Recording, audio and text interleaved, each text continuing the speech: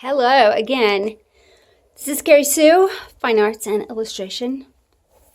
I wanted to start a tutorial because I know Norma Fairbanks asked me if I had any, and I haven't done any in a while, so I thought I would break this into pieces. This is the way I start. So this is heavy-duty illustration board, and I cut to the sizes that I want. And then before I put the gesso on, I either mist it with water on one side and then turn it over, and then I put the gesso on, or I take the brush and put water on it. That way both sides are stretching at the same time, and it'll flatten out here pretty soon.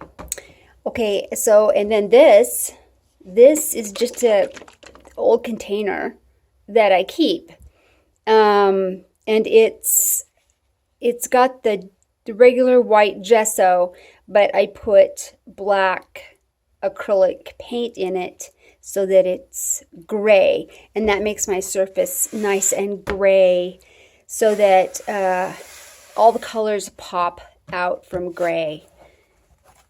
And another thing here is I use this chunky little brush, kind of chunky, and it makes good texture when you're putting the gesso on. It's nice when you start painting that you have all that texture.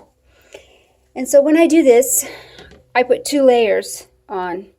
They're pretty thin. I also water this down a little bit, but when you keep it like this, it's ready to go. I don't have to mix it for a while until that jug is empty. So anyway, I put 2 layers on, and I'm going to let them dry until tomorrow, because even though they feel dry, they're cool. You can tell they're cool, and that means that, you know, they're really not all there. They're not cured up and hard. So I'll wait till tomorrow to put my drawing on them and start sketching on them, and hopefully I'll have film of how I do that too. Okay, thank you. Bye.